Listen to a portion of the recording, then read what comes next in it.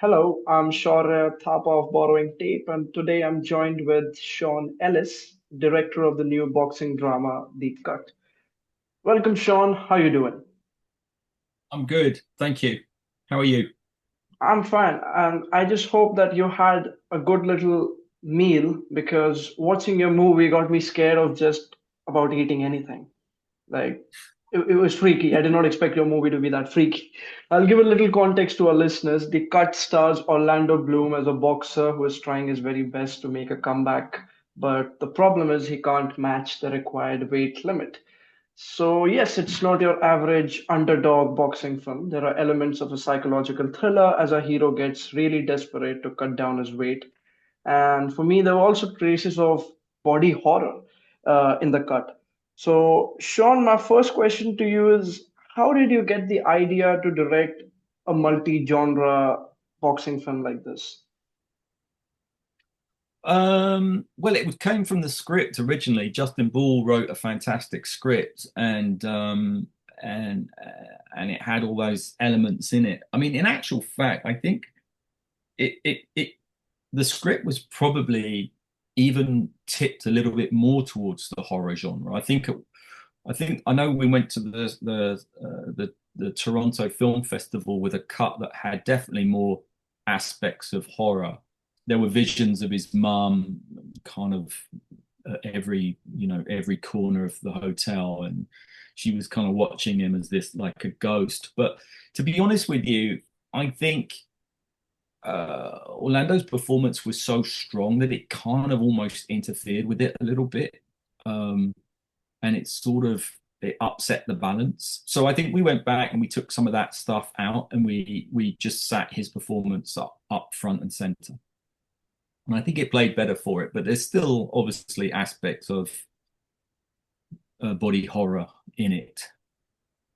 And coming to the boxing part of it, were there any boxing or non boxing films that inspired the cut?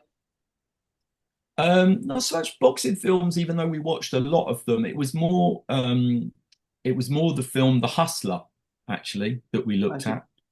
And I thought that, me and John talked about that quite a lot as a film, especially for the character of Boz, somebody who is kind of like, you know, um, a gambling hall kind of shark, basically, that is good at manipulating people to get what he wants. So John kind of looked at George C. Scott's performance in The Hustler, the nice full circle of that is that actually the sort of the follow up, the Color of Money, directed by Scorsese and with Tom Cruise. Actually, there was a small role that John Turturro played in that film as well, so that I there is see. a connection. I see. And talking about John Turturro as well, like his character was quite intense, what he makes the boxer go through. So, were there any inspirations behind that tough coach kind of character? Well, I think in the script he was originally written more like a drill sergeant, sergeant. But basically, I think of after us both watching The Hustler, we decided to play it more like somebody that's more of a master manipulator I see. rather than somebody that shouts and screams all the time. So yeah, I that see. came out of the reference from The Hustler, really. And an interesting element in your film is that Orlando Bloom's boxer character is simply called the boxer. What was the reason behind making your hero nameless? Well, it was in the script, and then when we got to production, we were like, "What's his name?" And like everybody kind of agreed that they kind of just liked the idea that he didn't have a name and he was just Boxer, and so we kept it.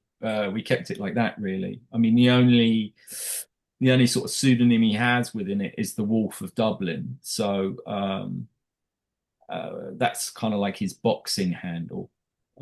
So we kept that. He's got Wolf on his shorts, but and at the beginning there's a newspaper clipping saying the Wolf of Dublin wins.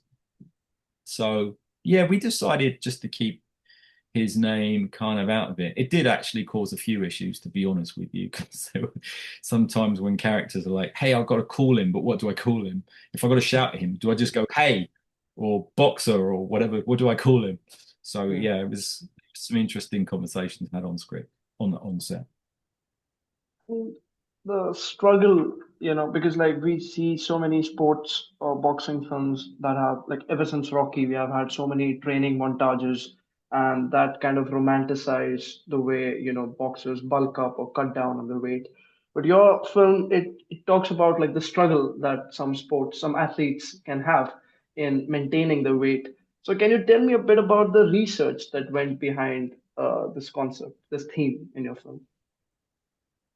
Um, well, I mean, I've done combat sports for many years, and I used to fight in a division that I used to struggle with the weight, and and the trouble was, I mean, when I went up a weight, I was definitely outgunned in the upper division. And I had to rely a little bit, on my speed and the fact that I was smaller. But um, so yeah, I mean, a lot of that comes from real life experience in that sense, and even now with boxing divisions, it's a big thing, weight divisions and making the weight, and it's definitely a conversation that's being had, and the dangers of it as well, because by the time these fighters get into the ring, they're so dehydrated, that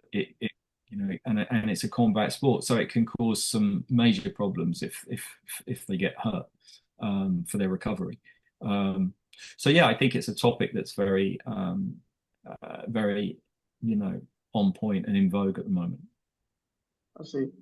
And like, when we talk about boxing films, on the surface, for many audiences, they might just expect some familiar cliches, but we have had like some really good boxing movies as well. Like, of course, the Rocky and the Creed franchise, but you also have films like Million Dollar Baby, Southpaw, etc. Now, when you were directing The Cut, did you feel any pressure to avoid, boxing drama cliches? Was there any fear before you took on this project? Yeah, absolutely. I mean, I spent a couple of weeks watching every boxing movie that's been made, because I didn't want to, go down those cliches. Although, it's helpful to know what the cliches are so that you are informed on how to use them to your own like means and subvert them, which is kind of an interesting way of doing it. Because I think, there is an aspect to this film where you don't know where it's going, and you don't, because there are no sort of cliches to the telltale, and if there are, it's done for a reason. It's done to manipulate you into thinking that you're going down this familiar road, whereas actually when you get there, it's very unfamiliar. um, so so yeah, I mean, it's that's part of a director's homework. I think you gotta do your research, and you got to see what's been done and how it's been done, and be aware that if you feel that you're doing something you've seen before, to change it, do something Fair enough. else. Yeah.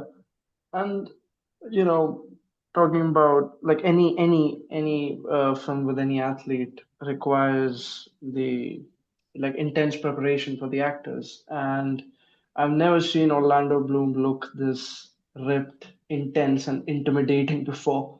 And I believe he cut down like 52 pounds for this film. So can you tell me a bit about Orlando Bloom's transformation for this film? Well, that was very important because obviously, he's a good-looking lad, and we all think of him as sort of, the movie star heartthrob, Yeah. and then suddenly we're talking about him playing a boxer on the wrong side of his career, who's a bit washed up, and he's got to look like a boxer.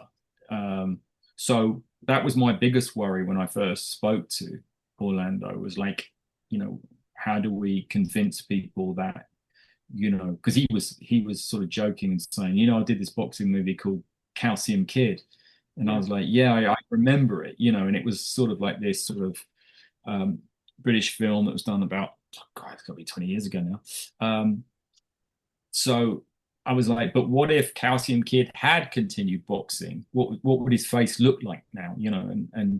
Um, and so Mark Coulier, who's a special effects makeup artist that I work with a lot, did some head sculpts of Orlando and basically showed us different variations of makeup that could help us convince the audience that he was, a pretty haggard up professional kind of boxer that's, been punched a few times. So, and that came with the nose and the ears, and they did things with his eyelids, and he had like they changed the shape of his face here. It's obviously a lot of scarring and head scarring. And I think ultimately, then we spoke about him, being an Irish boxer. And I think when the accent came, we suddenly looked at this person and it felt like he created a fully fledged character. He was somebody that I believed was an Irish boxer. And so the visual of that was very rewarding, I thought. But on top of that, Orlando brought his A game as far as acting goes, and just really smashed it with a crazy good performance. So It's pretty interesting that you mentioned the Calcium Kid, which is like a deep cut for Orlando Bloom fans. But I wanted to ask early on in the film when, the boxer, he's looking at old newspaper clippings and, his yesteryear glory. And there's a scene where we see this photo frame of him in his younger days boxing.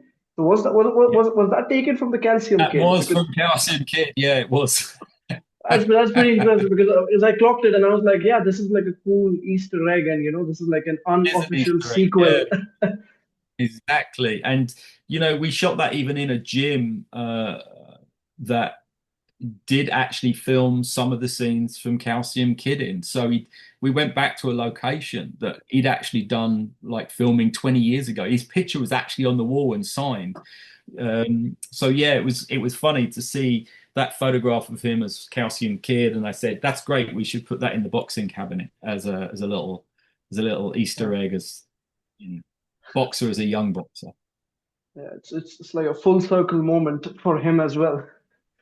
Yeah, yeah. But like my final question to you, Sean, is that a film that's so intense, it's like delving into an athlete's psyche, like the dark parts of an athlete's psyche. So what was it like directing it? Like, were there any intense moments where you needed to, like, take a break from what you're filming?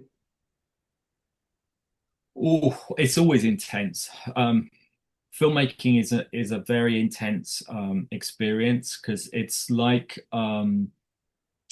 this huge orchestra, and everyone sort of knows the tune, but nobody's got any music sheets apart from ones that have been scribbled down. And so you're trying to be in tune, and you're trying to get to the truth of the piece, and you're all trying to work together. um, but it's almost like you're filming a rehearsal in a weird way. It's not as if you ever really know what you're doing is right. You're just doing what you think, and you're hoping something kind of works. Um, so in a weird way, you're kind of jamming. It's like you're doing this kind of improv jamming session, and you're just filming it. And so that has an intensity in itself. And obviously it has an enormous amount of pressure because it's not like you've just you're in someone's bedroom and you're just jamming some music. You've got 70, 80 people, and you're burning through you know 7, 8 thousand pounds a day, 9, 10 thousand pounds a day, depending on what you're shooting, upwards if it's a big movie. So yeah, the pressure's there. um, but listen, everybody that's there is a professional, and that's what we do. And so, I mean, you can rest and sleep when it's over. Um, but that 3 month period, and probably the 3 month period pre-production, there that's an intense.